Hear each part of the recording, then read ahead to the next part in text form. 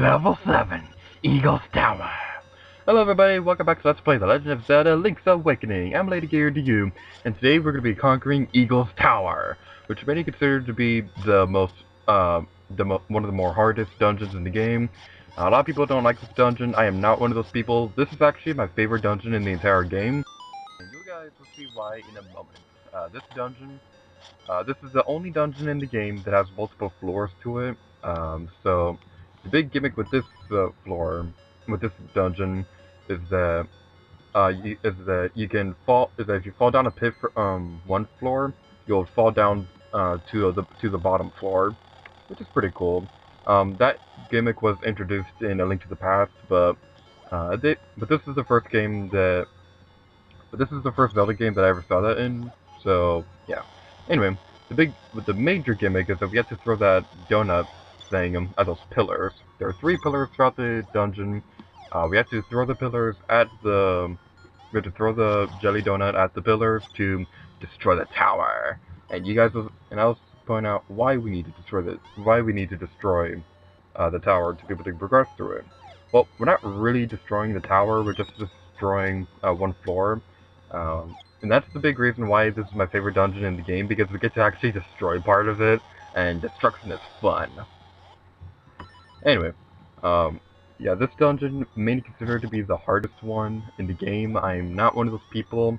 I personally think the last dungeon and the Face Shrine are much harder than this one.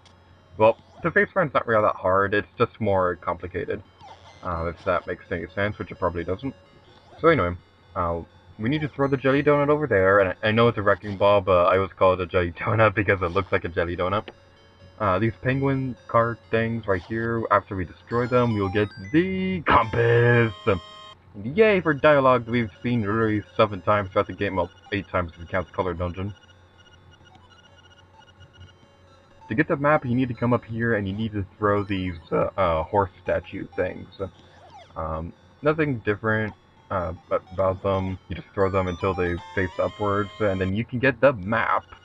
So now we're going to fast forward. Now what we need to do is that we need to go to the bottom floor to progress through the dungeon. You're going to be going back and forth between the first and the second dungeon. Right there is a new enemy. That is Anti-Kirby. He'll try to use his inhale ability to eat you, which is not very nice at all. Anyway, you're going to be going back and forth between the first and the second floor a lot in this dungeon. And that enemy right there, we've seen him plenty of times throughout the game, and I just fell down the hole. Well, that saves me a trip coming down here, because we actually have to come down here to get the final secret sea cell in the game. So let's go grab it. Yay, we finally have all the secret sea cells! And then, so, now that we have all the secret sea cells, we're going to be getting the sword upgrade in the next video. We're not doing that right now, we're going to be saving that for the next video. But what we're doing right now is that we need to go fight that mini-boss. There's a couple mini-bosses throughout this dungeon. This guy, we have seen him before, but the true mini-boss of this dungeon is a completely brand new one, which is pretty cool. The red troll thing right there, he'll be defeated in less amount of time with the boomerang. The boomerang is a lot more powerful than the sword, but I just prefer using the sword because I don't like I fell down the hole again. Yay for editing! I don't really like using the sword all that much because I don't like using the boomerang all that much because it takes a little while to come back to you or something like that. Speaking of the boomerang, that checkerboard thing right there, you can use the boomerang to defeat those things. Like, get away from me, you fool! Alright, now what we need to do is that we need to throw the jelly donut against this next pillar.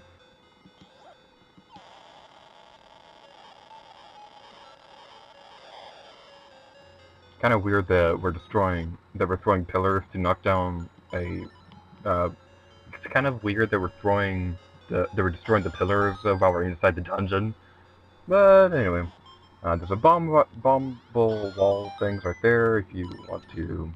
There's some bombable walls right there. If you want to bomb them, you kind of have to bomb them to get to the next pillar.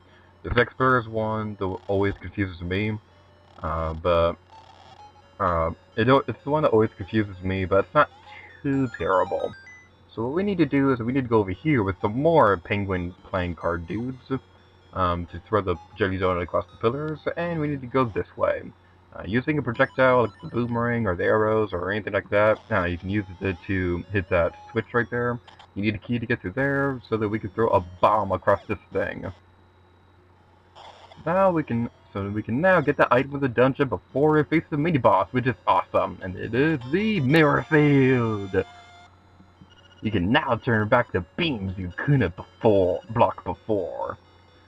So yeah, the mirror field, it's really awesome. Um, the mirror field, you're probably not gonna use it all that much, but the eyeball thing right there, the beam that it fires at you, you can block that with this item. You actually need this item to get into the next dungeon, uh, and well, technically you don't, but you can use some sequence breaking uh, to get to the next dungeon without the mirror field, but they intended you to use mirror field. Oops, made a mistake. Die switch! The next thing we'll be getting is the Albeak statue thing. It's still kind of a little odd that they changed it from a stone fragment to an Albeak statue thing. I guess that kind of makes sense because the previous Zelda game that was released prior to the remake was either Ocarina of Time or Majora's Mask. I don't exactly remember which one. But in both of those games, an owl plays an important role, and an owl plays an important role in this game too. So I guess that kind of makes sense, but at the same time, Stone Fragment kind of makes more sense because we're in a dungeon.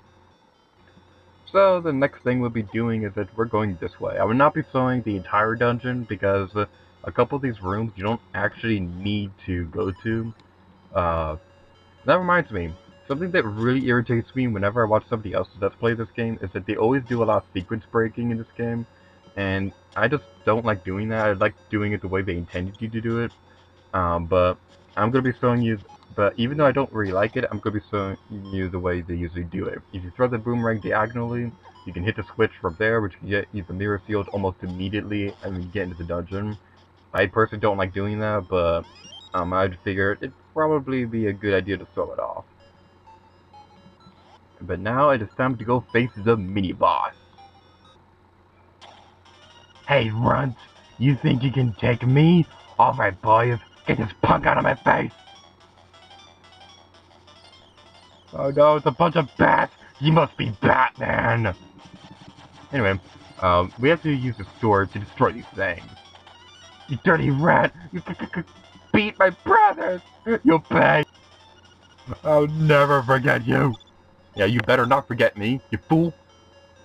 I like how he says, I like how he almost says you killed my brothers, but then he was like, oh wait, no, I'm a Nintendo game, I can't say that, so you beat my brother.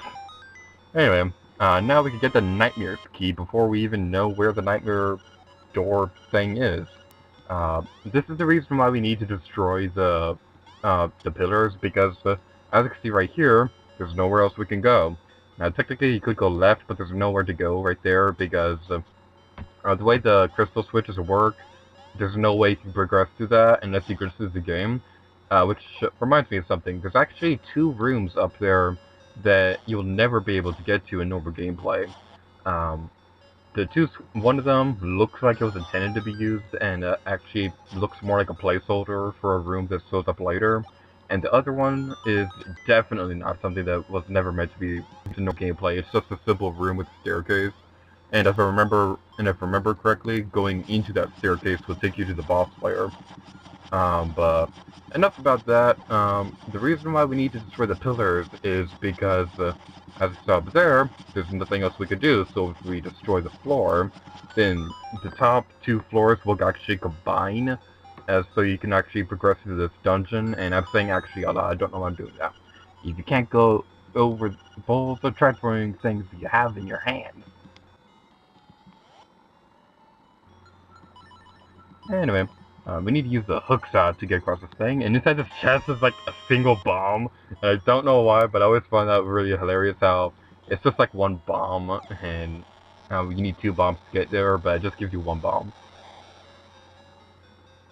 Destroy the dungeon! Fear me for my powers of destroying dungeons!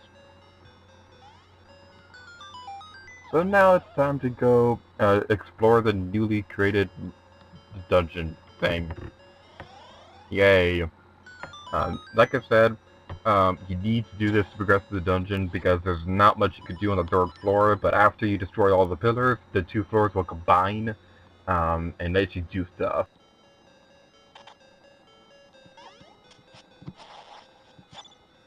Now up there, you don't need to do this at all, but up here is a secret medicine thing that you can do. One of the secret rooms that you can't really access during normal gameplay. This room looks like one of them. It has that circly square thing around it, but there's no enemies in it, so it might have been just like a little placeholder thing that just kept in the game or something like that. And that reminds me, this game was actually going to be multiplayer at one point in development because I think in Hyrule Historia, there's a page for Link's Awakening that showed two Links fighting like a rock monster that obviously never made it into the game. But the really interesting thing about it was that not only were there two Links at once, but um, the but there's some but somebody wrote on in it saying, "What are we going to do about 1P mode?" So so if I understand that correctly, maybe they were having development trouble with the multiplayer mode for the game with the game's limitations. Let me just say, Link looks so adorable when he has the mirror field equipped. I'm not going to hold back. I'm going to make you with your Neverborn. Jeez, Batman, I thought you weren't supposed to kill things.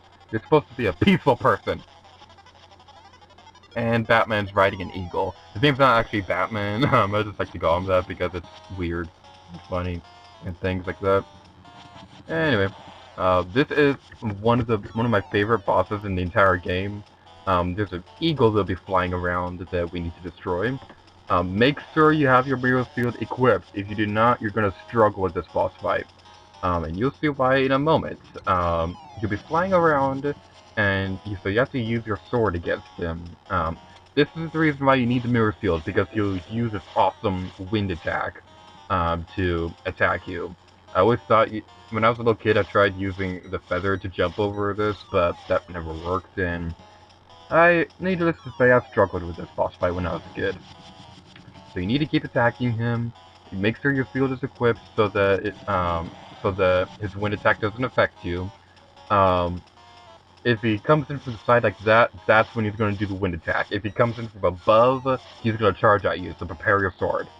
Charging your sword will not help you in this boss fight at all, because you're going to be letting go of it to equip your shield, and that's not a good idea at all, just trust me.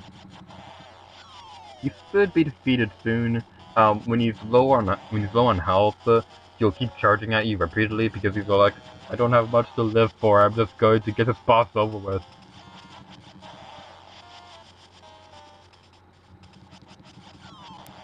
My energy gone. I lost. But you would be lost too if the wind fits wakes. Same as me. You're in its game. Destroy the bodies. Ah! And we steal his heart because we're monsters. And with that, we're gonna end this video off here. So the last thing we can do is go inside this room to get the instrument thing. You've got the organ of Evening Calm. Thank you guys for watching this video, The Legend of Zelda: Link's Awakening. And until next time, later to you. Oh yeah.